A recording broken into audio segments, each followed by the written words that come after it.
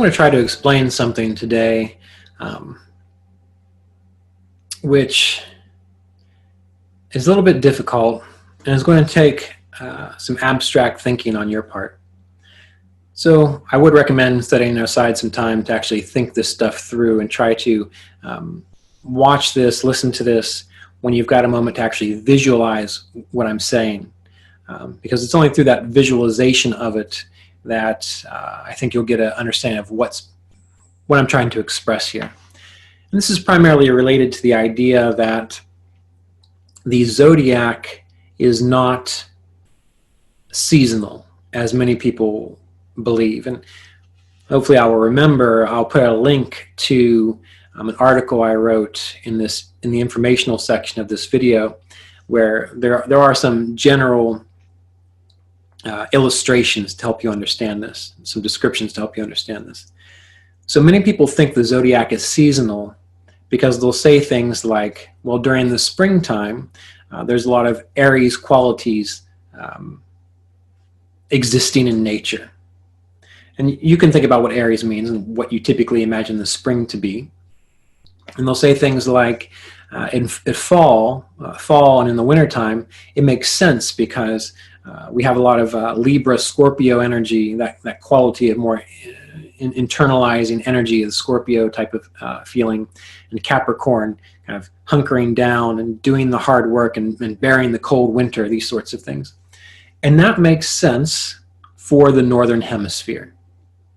It makes sense for the Northern Hemisphere. But not everyone lives in the Northern Hemisphere. And yet I have a lot of clients who are in the Southern Hemisphere, and somehow doing astrology the way I've done it and do it works for them. Otherwise they wouldn't keep trying to get sessions with me. So if it's not seasonal, well then what is it? Well, we have to remember that the zodiac itself are 12 30-degree increments, 12 30-degree segments of space. I've already done a video on why the zodiac are not the constellations.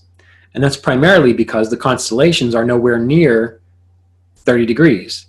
Some constellations are much smaller than that. Some constellations are nearly 12 to 14 degrees larger than that. So they're not constellations either. The zodiac is not seasonal. The zodiac is not constellational. The zodiac is created by an energy movement, positioning of the sun as it relates to the earth.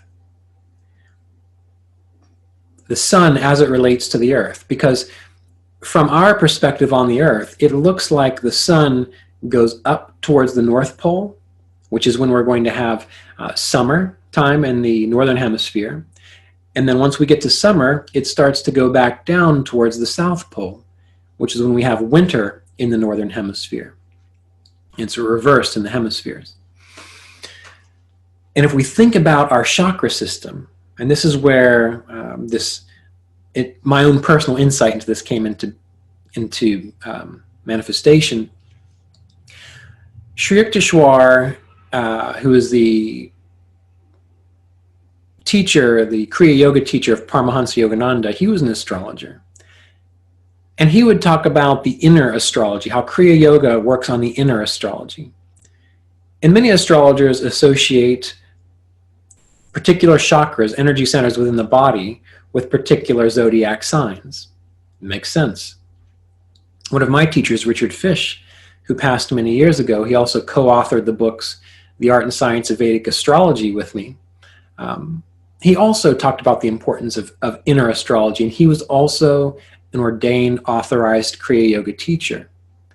And one day, as I was doing the Kriya process, which is this idea of circulating life force through the spine, I always had the understanding of how each chakra was related to a set of signs, Now, this took me 2 hours to describe in the Kriya Yoga apprenticeship course, in the Rashis and Signs class. So if you're interested in learning this in detail, I would advise waiting until the beginning of next year and signing up for the 4-year astrological apprenticeship program.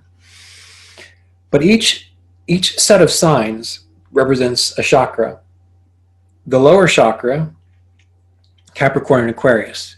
Second chakra, Pisces and Sagittarius. The third chakra, Aries and Scorpio. The fourth chakra, third chakra, Aries and Scorpio. Fourth chakra, Libra and Taurus. Fifth chakra, Gemini and Virgo. Sixth chakra, Cancer and Leo. There is no representation for the seventh chakra because the seventh chakra is beyond karma. So that's why there's no representation for it in the zodiac, because the zodiac deals with our karma. This is how the chakras function. And so what we see here is that as the sun is moving northward towards Cancer and Leo, it is moving through the chakras of the earth. If we imagine the zodiac signs as we know it astrologically, those are the chakral, I call them the chakral bands, or chakral bands, because I know you're going to get on me about pronunciation, the chakra bands of the earth. The earth is being a living being, a living entity. And as the sun moves northward up to the top, the North Pole, or closer to the North Pole as it can get, it's moving through the earth's chakras and also defining and creating the chakras by its movement. So the chakras of the earth are the zodiac signs. That's why the zodiac signs relate to our body, our individual human body, because our body is of the earth. We are beings of the earth, so we are microcosmic variations of the earth, which is why, based on how the planets and the sun are related to the earth, that's related to our birth chart. That's what our birth chart shows us, is our little clod of earth, our little clump of earth. What are the planets doing right then? And it's based on the ascendant. The ascendant defines the rest of our own personal zodiac, which is why I would be a Virgo ascendant. You might be a Leo ascendant. Someone else is a Sagittarius ascendant. Now, as the sun moves upwards, it goes through the chakras. How? That's the question. Well, we've discussed how each chakra is related to two zodiac signs. And if you think about it, each zodiac sign has an even and an odd sign. Aries, the even sign is Aries, number 1. The odd sign is Scorpio. That's number 8 in the zodiac, the natural zodiac. So for the third chakra, which is related to Mars and related to Aries and Scorpio, Aries is the ascending, the positive polarity of the third chakra. Scorpio is the descending, the negative polarity of the third chakra. And it would take a little while to get into this, and I'm only probably going to talk about this in particular with people who've been practicing Kriya Yoga for a while, because there is a specific technique in Kriya Yoga beyond the general technique that most people learn in initiation, which works specifically on the spin of these chakras, which gives you insights into understanding how the chakras relate to the zodiac signs. But if you think about it, as the sun moves through Aries, well, it's going through the positive polarity of the third chakra. But where does it go next? It goes into Taurus, which is sign number 2, which is the negative polarity of the heart chakra. So it goes from the positive polarity of the third chakra over to the negative polarity of the heart chakra. And then it goes to what? To Gemini, which is the third sign, the positive polarity of the throat chakra. So Aries, positive polarity of the third chakra. Taurus, negative polarity of the fourth chakra. Gemini, positive polarity of the throat chakra. And then where does it go? To Cancer, sign number 4, the negative polarity of the sixth chakra. So you see, they often attribute the movement of that Kundalini energy, that life force energy through the spine, through the chakras, as having a serpentine movement. And what we're experiencing here is a back and forth movement between the negative to the positive, all the way up to the crown. And then you get to the crown, the negative polarity of the sixth chakra. And what happens? We've got Leo, which is sign number 5, again, an odd sign, positive polarity, the positive polarity of the sixth chakra. Back to Virgo, the negative polarity of the throat chakra. Back to Libra, the positive polarity of the fourth chakra. Down to Scorpio, the negative polarity of the third chakra. Down to Sagittarius, the positive polarity of the second chakra. and then down to Capricorn, sign number 10, the negative polarity of the root chakra. So if you draw that out, you're going to find that as the sun goes up, it's making this back and forth movement all the way up to the sixth chakra. As it comes back down, it makes a mirrored image in the same pattern, so it will look like two snakes intertwining. And if you start to think about this, you will start to realize that, again, that the chakras of the earth, the chakras of the human body are the same. And this is why the zodiac signs are not seasonal. They are based upon this chakral idea of the movement of energy of the sun, the Atman, related to the earth, ascending up to the highest point, just like we do in certain pranayamas, bring the awareness up to the higher chakras, and then descends back down. And in that one movement of that 1 year, the sun goes through both polarities of each chakra. And that's why they say with Kriya Yoga practice, 1 year of healthy, stress-free, good, clean environment living equates to 1 repetition of this particular kind of Kriya Pranayama in regards to clearing out your karma. So if you start to think about, well, if I understand the third chakra and I understand Scorpio and I understand how that energy is moving downwards in a scorpionic energy, it's not related to fall, it's not related to autumn, it's related to the fact that the energy is moving down through and into the negative polarity of the third chakra. Contemplate these things and you'll gain great insights into them. And this is how we can start to think about the zodiac not as seasonal, not as constellational, but what it truly is, a representation of the movement of energy related to the human field, the field of all species and all living things on earth who have chakras, really. That is how it functions. So consider this. And something that a lot of people bring up is, well, people are, we've got a globe, and so people on the north part of the globe, the northern hemisphere, they're standing up this way. They're saying, well, people down in the southern hemisphere are standing down this way. So doesn't that cause an issue? No.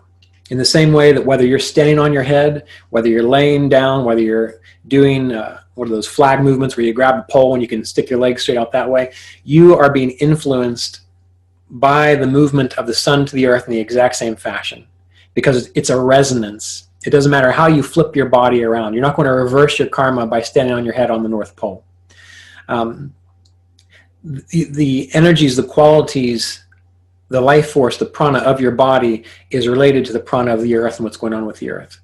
Whether or not you're standing on the North or the South Pole, you're going to have the same experience, which is why astrology works for people both on the North Pole and on the South Pole, and you don't have to flip the zodiac, because it's not about the positioning to the planet. It's about what is the sun doing related to the planet. What is the sun doing related to the planet? Just like if there's someone that you're very close to, think about twins. A twin can be in Arizona in the United States, and a twin can be in, the other person can be in New Zealand in the Southern Hemisphere. I think New Zealand's in the Southern Hemisphere. Need to work on my geography. But maybe one of them has an experience and the other feels it. It doesn't matter which pole they're on. That resonance which links them allows them to mutually have that kind of similar experience. So the same is going to be true related to human bodies related to the earth, the resonance of the human body to the earth. So this is one of the reasons why yoga practice is so important for someone to help work through their astrology.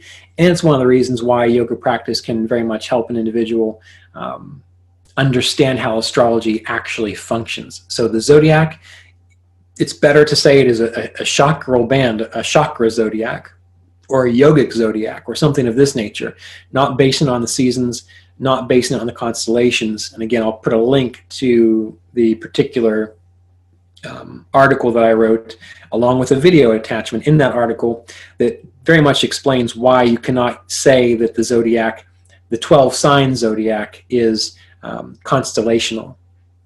Maybe you can say it about the nakshatras, the 27, 28 asterisms, possibly, but that's up to you and your belief system in that regard.